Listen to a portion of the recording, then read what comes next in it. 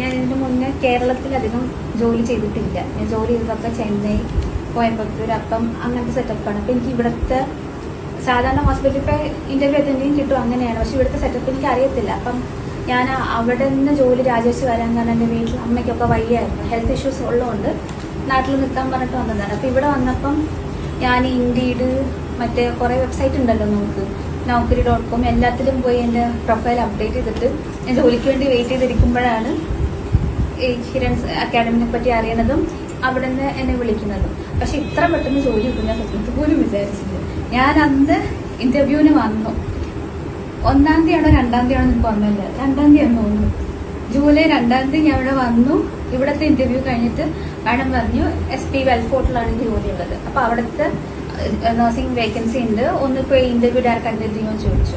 അവിടെ പോയി അറ്റൻഡ് ചെയ്തു. സാധാരണ ഇന്റർവ്യൂവിന്റെ എക്സാംസ് ഉണ്ടാവില്ലേ, ജസ്റ്റ് ഒരു റിട്ടേൺ എക്സാം ഉണ്ടായിരുന്നു, HR-ന്റെ ഒരു ഇന്റർവ്യൂ ഉണ്ടായിരുന്നു, നഴ്സിംഗ് സൂപ്രണ്ടായിട്ട് ഇന്റർവ്യൂ. അത് കഴിഞ്ഞപ്പോൾ ജോലി കിട്ടുന്നവര് അപ്പം തന്നെ വിളിച്ചു പറഞ്ഞു. ഇത്രയും പെട്ടെന്ന് ജോലി കിട്ടുന്ന സ്വപ്നത്തിൽ പോലും വിചാരിച്ചില്ല. അതിന് കാരണം നമ്മൾ ജോലി ഇല്ലാതെ നിൽക്കുമ്പോൾ എത്രത്തോളം ബുദ്ധിമുട്ടാണ് നമുക്കെന്നുള്ളത് എല്ലാ മിഡിൽ ക്ലാസ് ഫാമിലിയുള്ള എല്ലാവർക്കും നമുക്ക് അറിയാവുന്ന കാര്യമാണല്ലോ. അപ്പൊ പെട്ടെന്ന് തന്നെ ജോലി കിട്ടിയത് സത്യം പറഞ്ഞാൽ ഇവര് കാരണമാണ്. അതില് എന്റെ എല്ലാ നന്ദിയും കടപ്പാടും എനിക്ക് രേഖപ്പെടുത്തുന്ന ഈ അവസരം ഞാൻ ഉപയോഗപ്പെടുത്തുന്നു.